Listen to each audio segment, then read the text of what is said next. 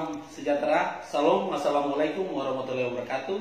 Om Swastiastu, Namo Buddhaya, salam kebajikan. Baik Bapak Ibu, saudara-saudara sekalian, hari ini kita mulai dengan pelatihan kepemimpinan pengawas. Nah, Bapak Ibu sekalian, pada kesempatan ini saya ingin menyampaikan beberapa hal berhubungan dengan pelatihan kepemimpinan pengawas. Baik, oleh karena itu, yang pertama saya akan menyampaikan bahwa materi yang akan saya sampaikan ini adalah materi berhubungan dengan agenda 1 dalam pelatihan kepemimpinan pengawas, yaitu agenda kepemimpinan Pancasila dan bela negara. Dengan mata pelatihan yang kedua dari agenda ini adalah bela negara kepemimpinan Pancasila.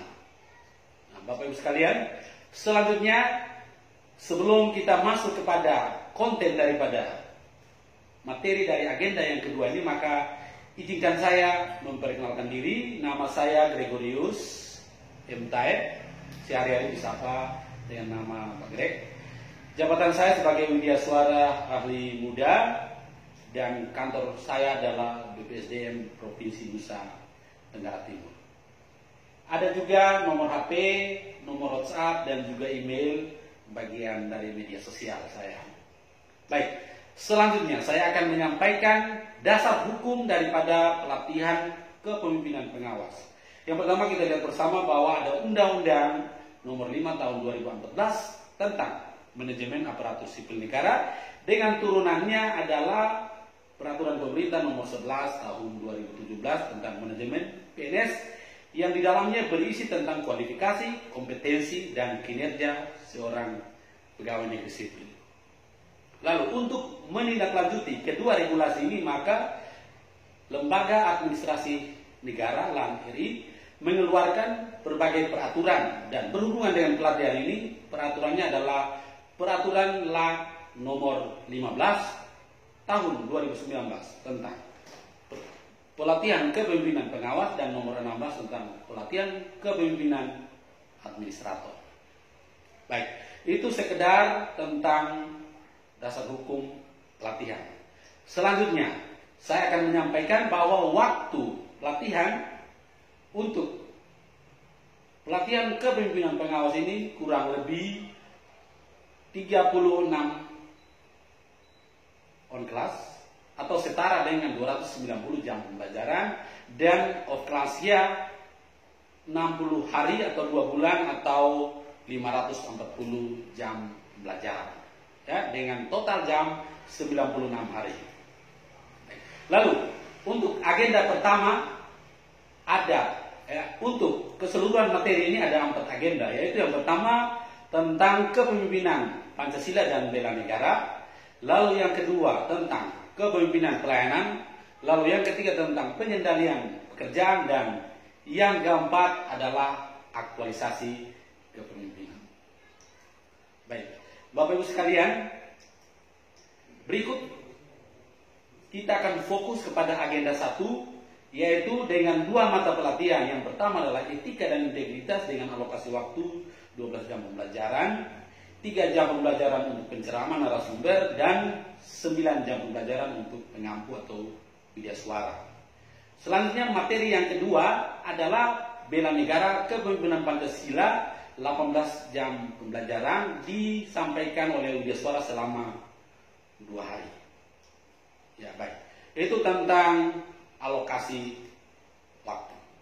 Lalu berikut saya akan menyampaikan tentang strategi pembelajaran untuk keseluruhan materi, khususnya pada mata pelatihan bela negara kepemimpinan Pancasila. Kita mulai dengan pendahuluan sesuai dengan rencana pembelajaran. Pada bagian pendahuluan saya akan menyampaikan beberapa hal. Yang pertama mulai dengan menyapa peserta, lalu berkenalan dan bina suasana. Setelah itu saya menyampaikan deskripsi, tujuan pembelajaran, dan indikator keberhasilan.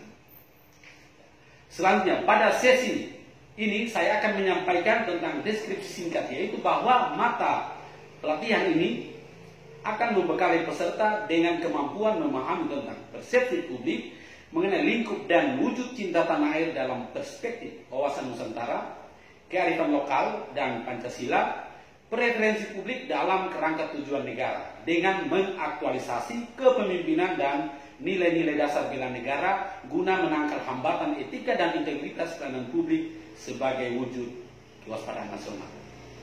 Nah, dari deskripsi singkat ini maka lahirlah tujuan pembelajaran, yaitu bahwa setelah pembelajaran ini peserta diharapkan mampu menganalisis persepsi publik mengenai lingkup dan wujud cinta tanah air dalam perspektif wawasan Nusantara, kearifan lokal dan Pancasila, preferensi publik dalam kerangka tujuan negara dengan mengaktualisasi kepemimpinan dan nilai-nilai dasar bela negara.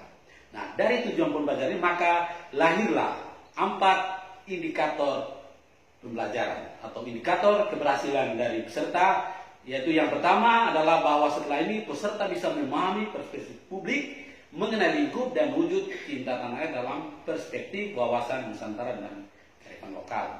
Setelah itu diharapkan peserta juga memahami preferensi publik dalam kerangka tujuan negara sebagai amanat konstitusi. Lalu pada indikator yang ketiga diharapkan peserta mampu memahami aspirasi publik dalam perspektif sila-sila Pancasila. Selanjutnya pada indikator yang keempat diharapkan peserta dapat memahami penerapan kepemimpinan dan nilai-nilai dasar bela negara dalam kompetisi dan konflik kepentingan dalam konteks aktual guna menangkal hambatan etika dan integritas pelayanan publik sebagai wujud kewaspadaan nasional. Dan pada indikator yang terakhir diharapkan peserta bisa memahami penerapan wawasan kebangsaan dan nilai-nilai dasar bela negara dalam konteks aktual guna menangkal hambatan etika dan akuntabilitas pelayanan publik sebagai wujud kewaspadaan nasional. Nah, Bapak Ibu sekalian, dari kelima indikator itu maka ada 5 materi pokok, yaitu yang pertama tentang persepsi publik, lalu yang kedua tentang preferensi publik, lalu yang ketiga tentang aspirasi publik, lalu keempat penerapan kepemimpinan dan nilai-nilai dasar bela negara, lalu yang terakhir adalah meta plan manajemen perubahan guna membangun integritas pelayanan publik berbasis kerangka berpikir nilai-nilai dasar bela negara sebagai wujud kepemimpinan Pancasila. Pada sesi pertama kita akan melihat bersama tentang materi pokok dari keseluruhan agenda pembelajaran pada mata pelatihan bela negara kepemimpinan Pancasila, yaitu tentang persepsi publik mengenai lingkup dan wujud cinta tanah air dalam perspektif wawasan Nusantara dan kearifan lokal. Nah, di sini ada 3 submateri pokok yang akan disampaikan. Ya, pada tataran konsep ada pengertian persepsi publik, lalu yang kedua ada lingkup dan wujud cinta tanah air, dan yang ketiga adalah wawasan Nusantara dalam kearifan lokal. Ya.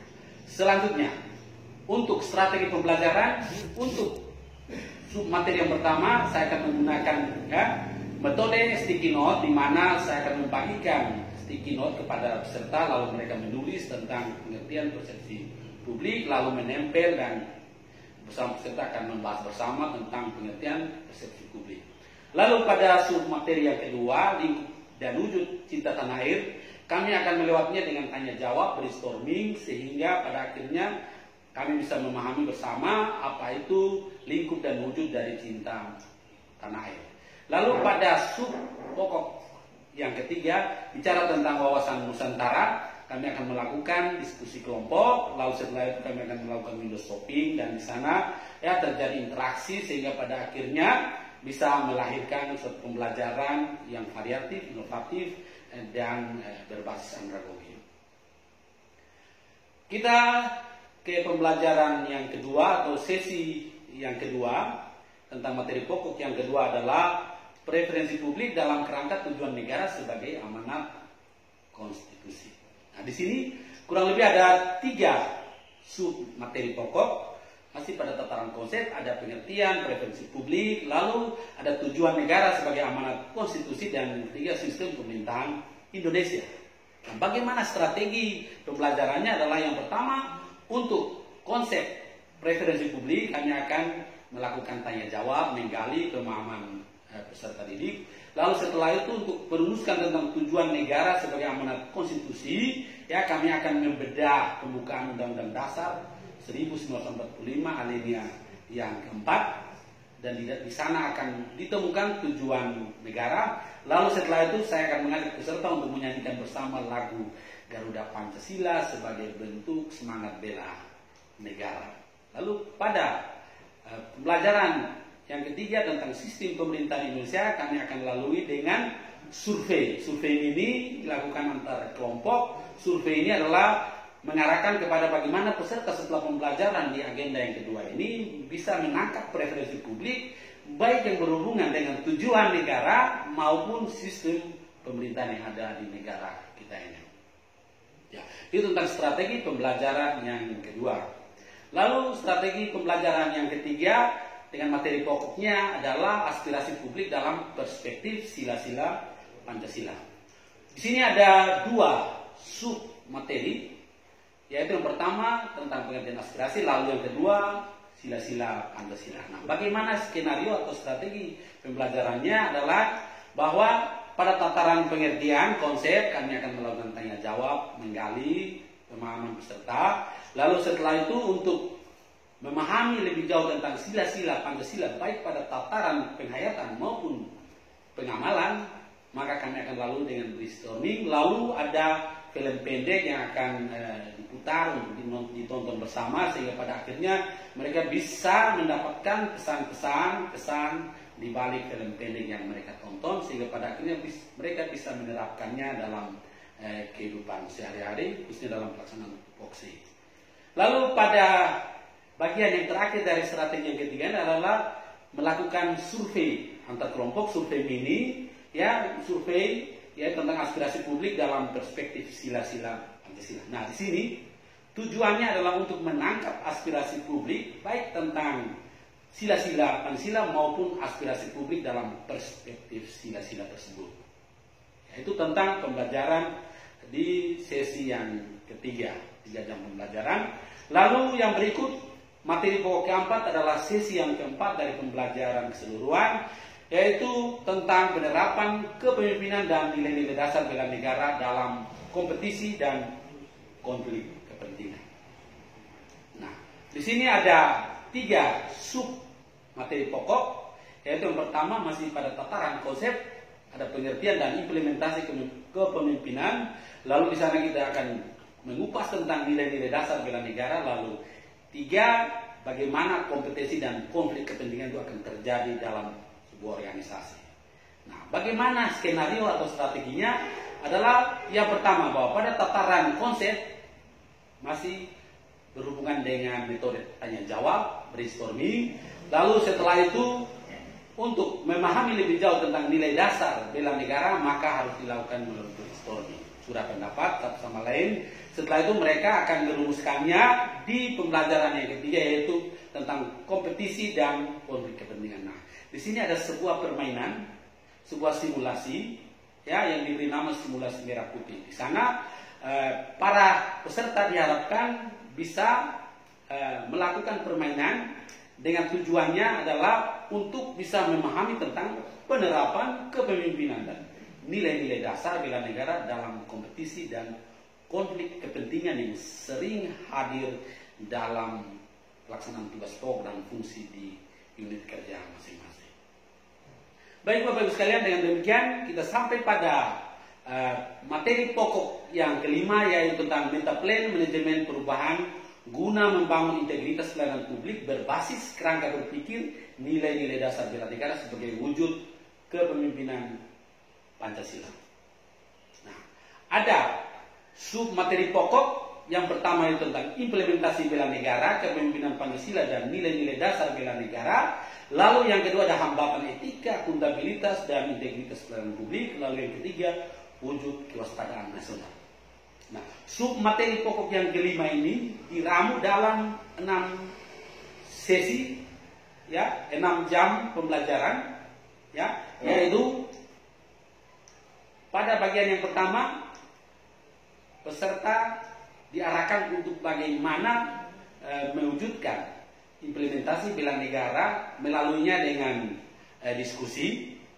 Lalu setelah itu peserta akan diajak untuk melakukan studi kasus yang berhubungan dengan hambatan etika, yang berhubungan dengan akuntabilitas dan integritas pelayanan publik di unit kerja atau di instansi pemerintah masing-masing peserta pelatihan. Nah, setelah mereka melakukan studi kasus, maka selanjutnya kami akan melakukan diskusi bersama, ya, menghubungkan hambatan etika, akuntabilitas, dan integritas pelayanan publik dengan wujud kewaspadaan nasional. Nah, di sini diharapkan para peserta bisa memiliki unjuk kerja atau menyusun atau membuat meta plan. Ya, berhubungan dengan apa meta plan itu? Berhubungan dengan manajemen perubahan guna membangun integritas pelayanan publik berbasis kerangka berpikir nilai-nilai dasar bela negara sebagai wujud kepemimpinan Pancasila. Oke. Dengan demikian, secara substantif materi bela negara kepemimpinan Pancasila akan tersaji selama 18 jam pembelajaran, dan selanjutnya ada kegiatan penutup. Nah, di sana saya akan mengajak peserta untuk bagaimana membuat komitmen terkait nilai bela negara kepemimpinan Pancasila dalam perubahannya. Setelah itu, saya mengajak mereka untuk membuat kesimpulan. Ya, selain kesimpulan, mereka juga diharapkan memiliki moto terkait bela negara kepemimpinan Pancasila. Ya, dengan demikian, di akhir pembelajaran saya akan menutup dengan ucapan terima kasih dan salam serta mengapresiasi peserta. Dan paling terakhir, saya ingin memberikan motivasi kepada peserta bahwa setiap perubahan, meskipun perubahan itu yang lebih baik, pasti ada ketidaknyamanan. Dan ketidaknyamanan itulah yang harus diubah menjadi kenyamanan. Tarian Gawi, tarian kreasi. Sekian dan terima kasih. Salam perubahan.